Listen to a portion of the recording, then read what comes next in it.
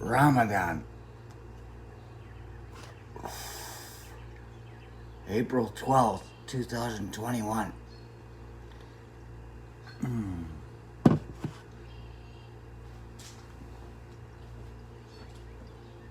Look at this. I thought I'd just see in my box of tricks, Oh, wipe some of the dust off it. Look at that. This is one of those pamphlets that you get when you get a medal for something. This is the one that Lieutenant Mentliner tried to make me do push-ups for when I went back to brag after traveling to Europe and Huntington Beach on terminal leave, and I came back to cut off all my bank accounts and take my money out and just finish everything that ever had anything to do with Fort Bragg. And he's like, "Hey, do push-ups and I'll get it." And I said, "You come outside and I'll get it myself." Something like that. But yeah, it's got the whole transcript and Major Temple, Lieutenant General Temple in the future, his accolades about me, and it's got this. Oh, I think that's a copy of my DD-214. I've been looking for that. And it's got something to Commander 307th Engineer Battalion. But to me, I don't know what that is. I'm not even going to open it up. I'm just looking through here. Oh, there's Dear Congressman Davis, as you can see by my above return address. I'm on a mission. My name is him, and I am a specialist in the U.S. Army. I'm trying to get them to get my money back. They took my money away. Look there. There's a story right there. It's just a piece of paper written there. Just there. It says, "So it's a flaw to be judgmental, yet it's admirable to be a judge." Huh.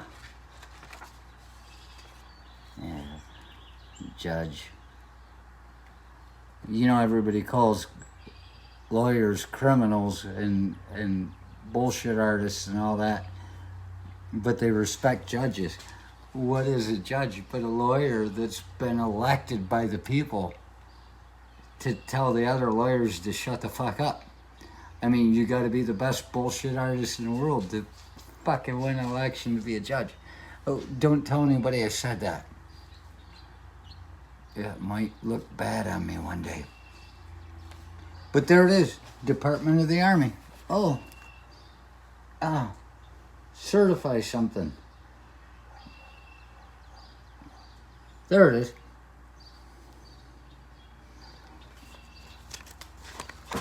Department of the Army. The Army Commendation Medal. And it's got things in there about the things I did in Iraq, and my extraordinary efforts and accomplishments reflect distinct credit upon myself. I'm sure they say that to every guy. Yeah, I got the damn Army Commendation Medal from going, and when they took us in and they said, "You're going to Kuwait," and then we were in Yellow Ramp waiting to go, and they said, "We're flying into Saudi first." We never did go to Kuwait. We took the western flank of Iraq to get the people that were coming out running away. That's how you do it. You don't let them go. And if you do, you feed them pork. They like it. You'd be shocked at how much the guys over there loved pork.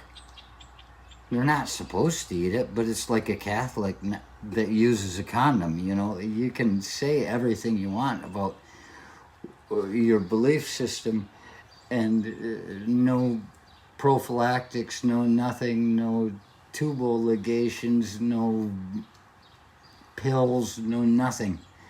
But everybody's doing it. even while they're doing it. They're like, I'm going to do this. I don't care what they say. I just don't need another kid to give to war. Stopped at the last one. But it's Ramadan. It's fucking Ramadan starting at sunset right now. And I think it's just getting to be sunset right now, like 6:23 p.m. today. Eastern Daily Time. All that. And so I was like, Ramadan? What the fuck is that? Last time I was anywhere near Ramadan, I was getting invited into a damn building out of the back of my Humvee. And Sergeant Miller was laughing when it was all over, when I was like, no, get out of here. No. You know, we're waiting overnight to clean the Humvees to come back to the U.S. And you got these guys coming, come in. And they wanted me to stay inside with them that night. And I'm like, no, I was fresh and young. I was 21. I wasn't even hungover. I wasn't drunk enough to be tricked. And, Ramadan. That was the time that the guy came rolling up in a red sports car. We're sitting out there waiting for the morning when the car wash opened up so we could spray down our Humvees to get them over customs. We were getting ready to head back, you know. This guy came rolling up in a red sports car, a young guy. And he's like, yeah. He says he's back for Ramadan. Well, I don't know what the fuck any of this is. And he said he came back for the family, and he's like, oh yeah, and he told us all kinds of things. He said, you know, he said exactly like what I say about premarital sex in the Catholic faith. Bullshit. You know, if everybody didn't know Catholics, if Catholics lived across the sea, people would believe this shit. But no, the Catholics are banging. And what I've heard, I cannot support this statement. What I've heard is the Catholic girl can give the best hand job of all because they're trying to hold their virginity, but at the same time, they're going against that thing. It's better to spill your seed in the belly of a whore than to spill it on the ground. Is that little fucking whore? See what I mean? It's all you think that just because they say it, it's true. And this guy showed up in his red sports car, said he was going to college in Texas. He came home for Ramadan. We were in Saudi at the time, I believe. And he said, they say we don't drink. He's like, you know what? Everybody here drinks. He said, you got a bottle of Jack Daniels under your seat. If you've got money, you've got a bottle of Jack, and you get pulled over drinking and driving, you just hand the bottle to the cop, and he says, you go on your way. So the Catholics, they're no different. We're all the same under God. You know, they're the same as the damn Arabs. The damn Christians are the same as the damn Arabs. They're all holding this big weight on their shoulders, trying to live this lie because they believe that everybody else is living that lie. And they're like, so they got to put on a happy face. When you leave the farm, you represent the family, you know? So this guy said, no, we all drink. We all do all this. And so they are. And that's what I've noticed everywhere I go. Everybody you meet, they're just regular people. It's not the people that are fucked up. It's the governments. And it's the governments that fuck up the people. If the people believe the governments, then oh my God. Next thing you know, you're burning down your own fucking house. So I looked up Ramadan, and it turns out it's got 4 different spellings to it. And that's something that just another thing too. We make everything spelled the way we would say it, but it's got nothing to do with that. I'm sure it's pronounced the same pretty much everywhere, you know, dialectical changes and such, but if there's anything I've learned from reading the street signs in from Saudi Arabia to Iraq saying 15 miles to Baghdad and shit like that. It's all written in the same language, the same handwritten language. I may be wrong.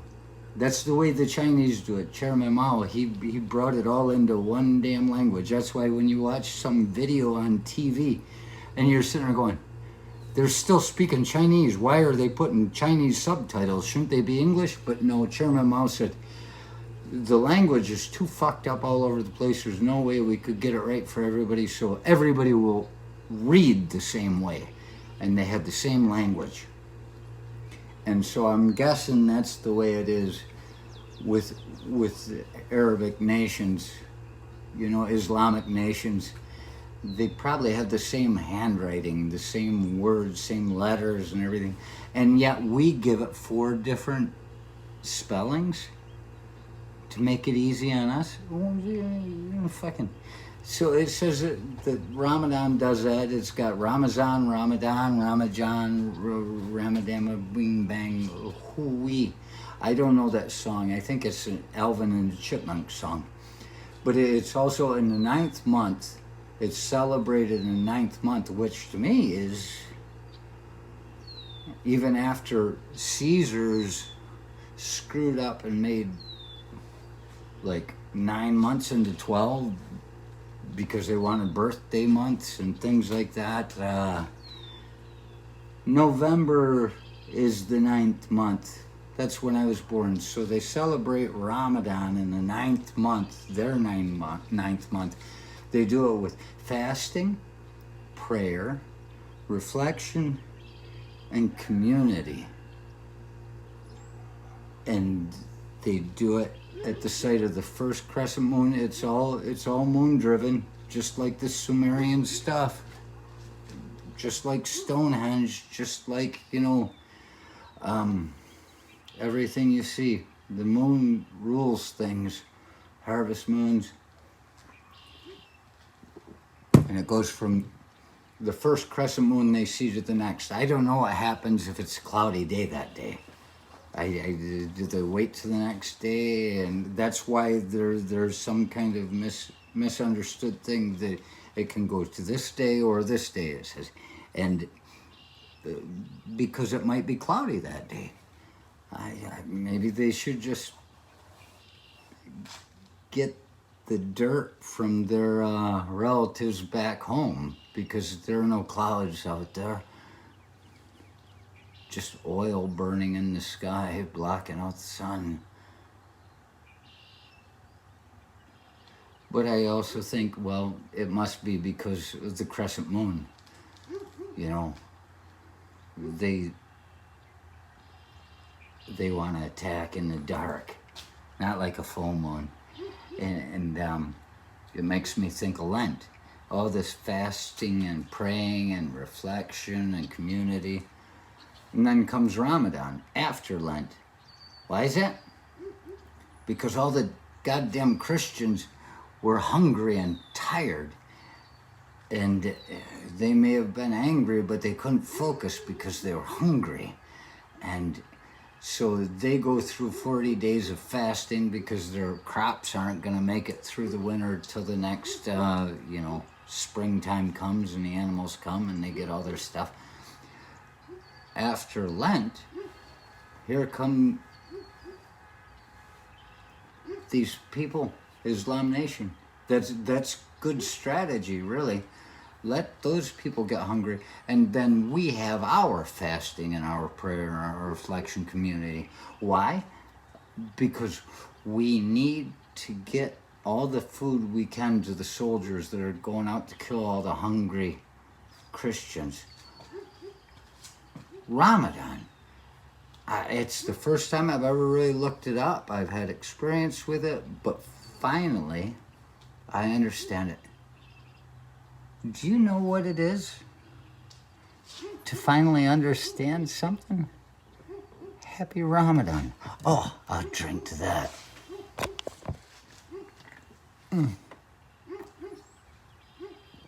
Bumblebee, bumblebee, bumblebee.